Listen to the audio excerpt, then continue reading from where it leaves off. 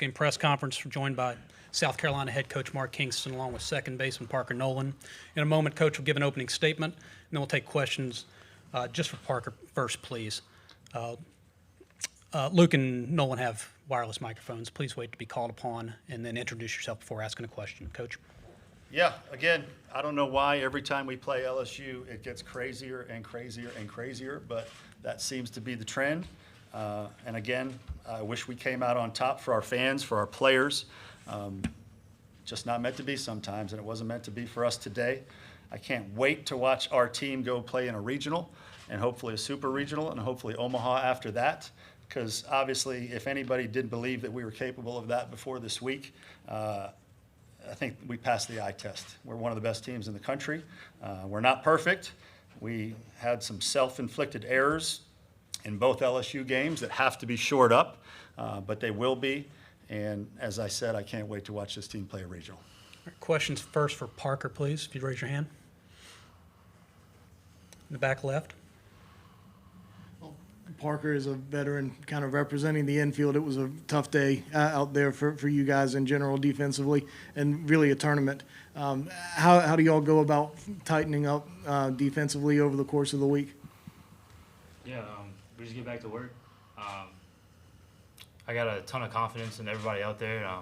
Those are my brothers, and I know they're going to do a better job, and I know we're going to work at it and keep getting better. Next one for Parker, please. In the front row on the right. Parker, Steve Robertson with Jeans Page 247 Sports. You play 35-plus games against these guys all year in this conference, and some are ball together, but now everybody's going to a regional. There's a fraternity that we're not a part of, but you guys are. What's it like now when you see your competitors go play in a regional? Is there an esprit de corps where you guys kind of cheer for each other, cheer for the SEC? I mean, I think we're just focused on us and growing as a team. I think we're just focused on getting better and how we can improve and how we can win our next game. All right, second row center. Jordan K with the State. Parker, you were at the plate during that crazy play at the 10th. Can you take us through your vantage point and the kind of craziness of that 20 minutes? Yeah, to be honest, I was just up there trying to put a ball in play and score a run. I saw Blake barreling down the line, third base. Wasn't really sure what was going on. I kind of just try to let the umpires officiate the game because I know they're really good at their jobs. So I'm just trying to compete the best I can. All right, second row center as well. Parker, Koki Riley with The Advocate. Have you ever seen anything quite that, I guess, confusing, nuts? Like how do you sort of try to deal with that as a player? Yeah, I've played 5 years college baseball and I haven't really seen anything to that scale. But I mean, it worked out in our favor, and we were just focused on getting back on the field and stopping them from scoring. Front row on the left. Cole, GamecocksCoop.com. Parker, you played 5 games here this week. Do you have kind of a big picture or an overarching takeaway for this team coming out of it, going into a regional next weekend? Yeah, this team's tough. We really enjoy playing with each other. We got a lot of love for each other, and we got a lot of heart too. And I know these guys are going to fight until the very last out of the season, and I'm very proud of how this team's came together and how we've played this past week. I think it's going to give us a lot of confidence going to the regional. Any more for Parker? If not, congratulations on your play this week, and thanks for your time. Thank you. Thanks, Parker. All right, if there are questions for Coach, please raise your hand. In the back left. Coach Alfred Esmond, Southeastern 14. Talk about the overall run y'all had this week, regardless of the result today. It was very impressive. Talk about how it was for you and your team, and going forward, how it's going to help you. Yeah, we loved it. I mean, again, it's the greatest conference in America. It's the greatest players in America. It's the greatest coaches in America. I'll say it's the greatest umpires in America. It's the best of everything. It's the best. Like this stadium and what this town does for this week is incredible. I haven't had anything that reminds me of the Omaha experiences that I've had, anything more than what is put on this week. It's everything that everybody that's in baseball wants to be a part of, and it's tremendous. And it was tremendous for me to watch our team. It's hard to think that you can have significant growth on a team this late in the season, but we did. we did because there were so many different challenging situations that our kids will be able to learn from. We were able to put so many young guys in situations through thick and thin, through good and bad. They're going to be better because of it. And it's the biggest stage they'll play on until they get to the big leagues. This is a very similar feel to Omaha, especially when you're the team playing LSU like that. That was hostile territory out there, and our kids will learn from it. And our kids aren't perfect. Nobody's team is perfect. These are 18 to 22, 23-year-olds. They're going to make mistakes. It's our job to help get them through it, learn the lesson, and be better because of it. So it's a tremendous week. Hard to think that it can get better until you get to Omaha. In the front row. Hey, Mark, Jack Ultra, GamecockCentral.com. Errors seem to really be a lingering issue this entire week, and Yeah. obviously today. Kind of a two-part question. What do you do this late in the season to kind of, I guess, work through that? And is that something you just kind of play through at this point? You know, we fielded 979 in 30 conference games this year. It was not a problem all year. You know, why it was a problem this week on this field, I don't know. We got to dig into it. Got to talk to our players, communicate a little bit, ask them as we get to a regional, is there anything we can do to help get you more ready? I don't think there is because you know, our guys prepare very well. Our guys are good. We feel a 979. That's pretty damn good all year. And for whatever reason, that type of defense didn't show up this week. And we'll do everything we can to get it better. Second row center. Coach, when did you guys first notice that something might have been awry with the way Griffin threw the ball to home plate? You know, it was crazy play, obviously. And I do want to say on the record, that was a very difficult situation for Derek Malika and that crew. And I think they did everything they could to try to get the call right. I think they did get the call right. And look, that's not a comfortable situation for umpires to be in. Nobody wants that. I know they don't want to be at the center of attention, but it was a crazy play. There was a very similar play recently that was, you know, kind of this almost not, maybe if not the identical play, very, very similar. I think we drew on watching that on television and having seen it already.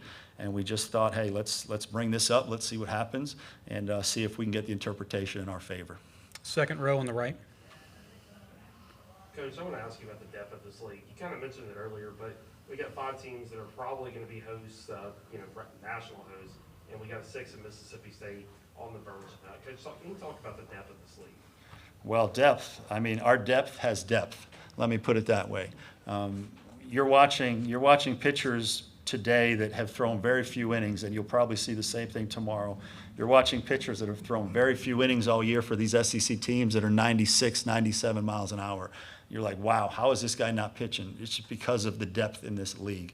It's incredible. It really is, and it's not going anywhere. It's only going to get better and better. So all the clubs that invest and really do everything they can to try to make sure their programs are in a great place for growth, those are going to be the teams that continue to develop and keep up pace. I mean, that's what this thing's all about. So it's an incredible league. It really is.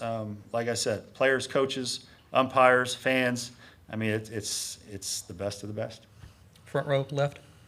Same question as for Parker. Do you have one or maybe 2 takeaways or some of the overall 5 games you played here before you get a week off for the NCAA tournament? Takeaways, couldn't be prouder of my guys. Couldn't be prouder of how they handle. I struggle to use the word adversity. Adversity is not, you don't get adversity on a baseball field unless you get injured. Adversity is health problems. Adversity is those types of things. We had failure to deal with this week, but every team has. And I'm just so proud of our guys that they are trying to make sure that they learn from the failures, that they handle them properly, and they're better because of them. But my takeaway is that I'm glad the country got to see what we're all about, what we're capable of, the good and the bad. You know, we're not a perfect team. We have some warts that we need to try to cover up at times, but we know how to win, and we can beat anybody. I mean, we've shown that. We can beat anybody. So back to the question about the league, too. I'll just go ahead and say, in my opinion, every team in our league that gets to the regionals will have a chance to go to Omaha. I don't think there's any question about that. So it's going to be a matter of who gets good draws, who's in a spot where they're playing hot against teams that maybe are not quite as hot. But every team in our league that gets to a regional will have a chance to go to Omaha. All right, fourth row on the right side. Thank you. Phil Korn, Blue Sports Talk Media Network. I got 3 short ones for you. 3, no. 2 is your limit, Phil. 2 is absolutely your limit. You got unless you borrow one from somebody else, which I don't think anybody will be willing. I know John's not willing to do that. Was Jackson stealing on his own? I'm not going to give you the secrets of that play because we might want to pull it out in the future. So I'm just going to leave it at that. Sorry. And when you approached the umpires, were you approaching about the interference or the ball or a combination of both? You know, you just, when you go out there, you know, I talked to Derek, and again, I think Derek handled that situation of chaos about as good as you could possibly handle it. It took longer than we all wanted, but I think their goal was to try to get it right. When you go out there for a situation like that, you know there's a million different things that might lead to something that goes in your favor. Did he step off or did he stay on the rubber? Did the catcher come out in front of home plate? All those things. You just, sometimes you roll the dice and you know it might go our way. And there are certain times you're very confident that it will, but you just hope that the interpretation is in your favor. All right, we have time for two. And on Casas? I'm sorry. Yeah, Casas, no positive news on Casas yet. It is a handmade issue, and so we're just going to have to continue to see what the doctors and him come up with, and our athletic trainer, Corey Barton, who does a good job. Just going to have to see if they can come up with anything that might allow him to play. Two more, back left. Did Eli Jones get hurt covering the bag? No. Okay. No, he came out just in the interest of, again, making sure that all of our pitchers were not overextended this week so that they're ready to go next week. Yeah, and from a pitching standpoint, what did you learn about playing so many games in such a short period of time, about your pitching staff and how to handle them with a regional format coming up? Yeah, I mean, I hope we don't have to play 5 straight games next week. But we had a lot of kids step up. Sam Simpson pitched for the first time in a long time today, and I thought he handled himself well. Eli got us out of a big jam. Matthew Becker had a couple decent outings this weekend. You know, Garrett gave up that home run at the end, but he's one of our guys, and that will not change. Thought Roman Kimball really represented himself well today and had poise and gave us a chance to win. Even at the box score, you know, it's hard to imagine he gave up 4 earned runs. That's probably a topic for an official scorer and myself to talk about. But I thought Roman did a really nice job today and stepped up in a way that was great for him and great for us as we move into the future. Last one, front and center. Yeah, I think John basically just asked my question right there, but I'll kind of expand on it a little bit. You know, with the regionals coming up next week, and like you said, with playing potentially 5 games next week, is there anything from this week that you feel like you would, if you could go back and change it, would you, or would you kind of just go with the same thing that you did with this week? No, look, you have to make decisions in the moment. You have to live with the results, and then you move on to the next one. So whether it's who you're playing, who's coming in to pitch, do you bunt, do you hit and run, where do you shade your guys, like you have to make decisions in the moment that are based on information you have, and then you live with the results. Baseball, Augie Garrido said it a long time ago, and it's no truer words have ever been spoken. This game was designed to break your heart, and it broke our heart today again. But it also, if you survive it, if you thrive in it, it will make you such a better person moving forward. So, look, it broke our heart a little bit this week, but we also played a lot of great baseball. I mean, we're one of the last 4 teams standing here. Our kids have nothing to hang their heads about. All right, congratulations on a great week. Good luck. Thank you. Thank you, everybody. Thanks, Mark.